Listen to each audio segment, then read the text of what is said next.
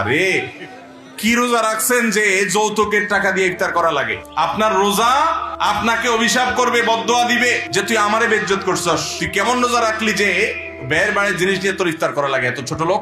আমি গত বছর না তার আগের বছর জানো আপনাদের সিলেট শহরে এক মসজিদে আলোচনার সময় বলছিলাম, এরকম প্রশ্ন দিয়েছে একজন যে মেয়ের বাবা তার আর্থিক সঙ্গতি নাই, তারপরেও আপনার মেয়ের শান্তির জন্য, মেয়ের সুখের জন্য মেয়ের শ্বশুরবাড়িতে ইফতার দিতে হবে।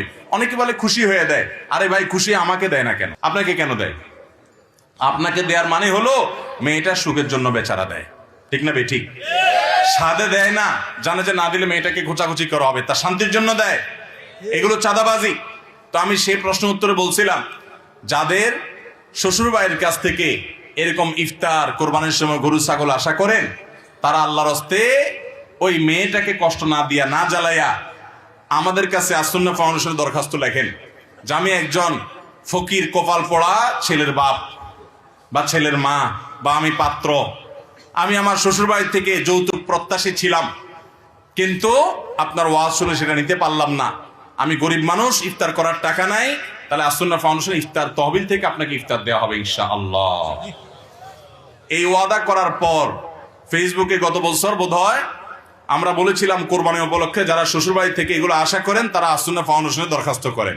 এক লোক ঠিকই আমাদের অফিসে ফোন করছে, অফিসে ফোন করে বলে যে হ্যাঁ হুজুর বলছিল, এখন আমি তো এটা দাবি করি। তো আমাদের অফিস থেকে তারা বললো যে ঠিক আছে, আপনার জন্য আমরা অবশ্যই কোরবানি গরু ছাগলের ব্যবস্থা করে দিব, তবে সেই সাথে আমাদের ফাউন্ডেশনের দায়িত্ব হিসাবে আমরা নামটাও কিন্তু প্রকাশ করব, যে একজন গরিব মানুষ শ্বশুরবাড়ির কাছ থেকে যৌতুক নিতে চাইছিলেন, আমরা তাকে যৌতুক শ্বশুরবাড়ি থেকে না যেন নেয় আমরা তাকে দিয়ে দিলাম, এটা কিন্তু আমরা প্রকাশ করব। তখন বলছে ভিক্ষা থাক কুত্তা ঠেকাও, আর দরকার নেই। তো ভাইরা আমার, এই সমস্ত যৌতুক আমরা এগুলোকে ঝাঁটা দিয়ে বিদায় করবো তো ইনশাআল্লাহ। খবরদার মেয়ের বাবার বাড়ি থেকে এগুলো আশা করবেন না। বলবেন যে খুশি হয়ে দেন না, খুশি হয়ে নেবেন না। খুশি হয়ে আপনি দিতে পারেন না, ছেলের বাপ আপনি দিতে পারেন না, আপনার খুশি সব চলে গেছে, ওই মেয়ের বাপের নিয়ে সব খুশি। বোঝা গেল এগুলো সবগুলো নীরব চাঁদাবাজি। এগুলোর বিরুদ্ধে আমাদেরকে সংগ্রাম করতে হবে ইনশাআল্লাহ। মেয়ের বাপকে বরং উল্টা আরো হাদিয়া দিবেন, বাতাস করবেন বসে বসে। আল্লাহ আমাদেরকে তৌফিক দান করুন।